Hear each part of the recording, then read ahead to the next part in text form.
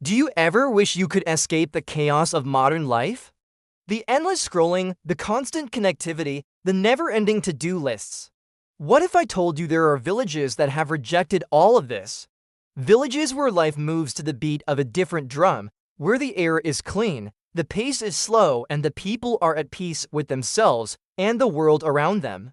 These aren't utopic dreams, they're real places. They're called Sarvodaya communities, inspired by the vision of Mahatma Gandhi, the father of India. They might seem like relics of the past, but they're very much alive and thriving. And today, we're going to take you on a journey to one of these villages, explore what life is like there, and discover why Gandhi's ideas about villages still matter in our increasingly urban and technological world. Imagine a village that doesn't just survive, but thrives without the conveniences of modern technology, without the stress of a hectic lifestyle, without the hunger for more that often leaves us empty. Sounds like a fantasy, right? Well, it's the reality for thousands of people who call Sarvodaya communities home. But what exactly is Sarvodaya? The word itself means the uplift of all. It's more than just a name. It's a philosophy, a way of life rooted in the principles of truth, non-violence, and self-rule, principles that Gandhi championed throughout his life. For Gandhi, independence wasn't just about getting rid of colonial rulers.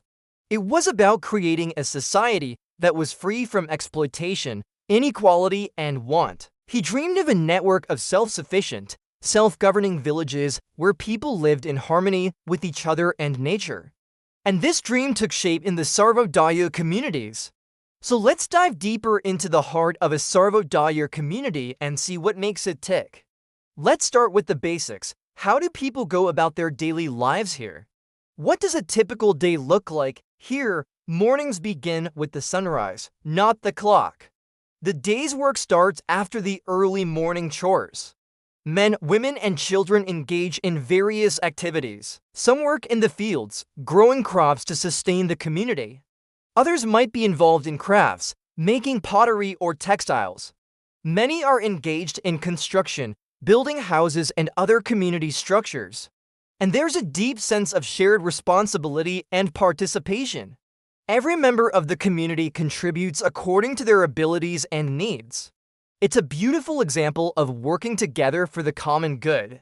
The Sarvodaya approach encourages people to reconnect with traditional skills and practices. Instead of relying on machines, they use hand tools, ensuring that each task is done with care and precision.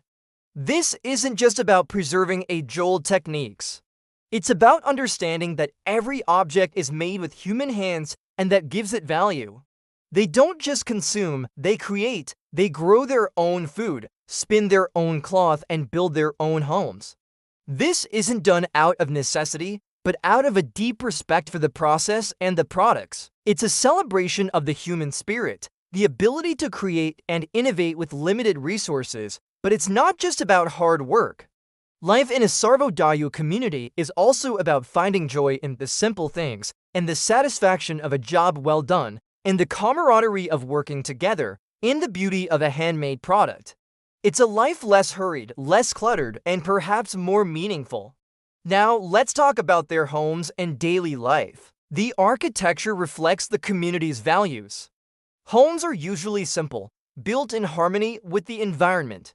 They use natural materials such as mud, wood, and straw. Electricity is minimal, often supplemented by solar power. Appliances are few and only essential.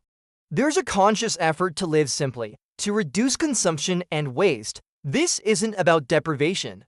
It's about prioritizing needs over wants, about living in harmony with nature. It's a lifestyle that many in the West might find challenging, yet it's a model for sustainable living that we should all be paying attention to. Food is another essential part of life. In a Sarvodaya community, they practice traditional methods of farming, often using organic techniques passed down through generations. This ensures that the food they eat is fresh, healthy, and free from harmful chemicals. Meals are shared, often community-cooked affairs, bringing people together and fostering a sense of unity. It's a far cry from the microwavable meals and food delivery services that many of us rely on, yet it's a system that promotes health, community, and sustainability. Now, let's delve into the heart of their philosophy, their approach to education. Children are at the center of their communities. Their education is holistic, focusing on character development, ethical values, and manual skills. They learn by doing, working alongside adults, respecting the dignity of all forms of labor. This approach ensures that children grow up with a strong sense of responsibility, self-reliance, and empathy. It's a stark contrast to the competitive, often elitist education systems we have today. Yet it's in these humble settings that some of the most valuable lessons are taught. So what's the secret to their longevity? Why have these communities been able to preserve their traditions and values for so long? It's a combination of factors. First, their commitment to their beliefs is unwavering. They understand the principles that guide them, and they're willing to live by them even when it is challenging. Second, they're adaptable. They haven't rejected progress blindly. They've embraced new ideas and technologies when they align with their values. Finally, they're resilient. They've faced many obstacles, but their strong sense of community and clear set of values has helped them overcome every challenge. The relevance of Sarvodaya communities today cannot be overstated. We live in an era of extreme inequality, environmental degradation, and social unrest. These communities offer a counter-narrative. They show us that it's possible to live with dignity, to be self-sufficient, and to coexist in harmony. Their commitment to peace, equality, and sustainability is a beacon in these turbulent times. If you're intrigued and want to learn more, there are places you can visit. Mahatma Gandhi's former residence, Sevagram Ashram in Wardha, is now a museum and a pilgrimage site for many. There are also Gram Swaraj villages across India where you can witness the Sarvodaya way of life firsthand. However, it's important to approach these visits with respect and sensitivity. It's not a tourist attraction, it's a way of life. So be prepared to learn and engage with humility. There's a broader message here for all of us. The Sarvodaya communities are proof that there's another way to live, another way to develop. They challenge the prevailing narrative of endless growth and consumption. They offer a model for sustainable living that respects both people and planet. In a world grappling with the consequences of unchecked development, their message is more relevant than ever. Perhaps it's time for us to rethink our priorities, to reevaluate our lifestyles, and to learn from those who have found a way to live in harmony. As we navigate the complexities of the 21st century, the Sarvodaya communities stand as a reminder of the values that truly matter. It's a call to action, a quiet revolution that's happening not in the streets, but in the hearts and minds of those who dare to dream of a better world.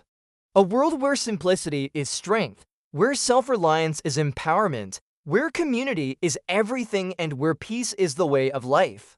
Gandhi's vision of self-sufficient, self-governing villages might have seemed like a distant dream. But in the quiet corners of India, it's becoming a lived reality.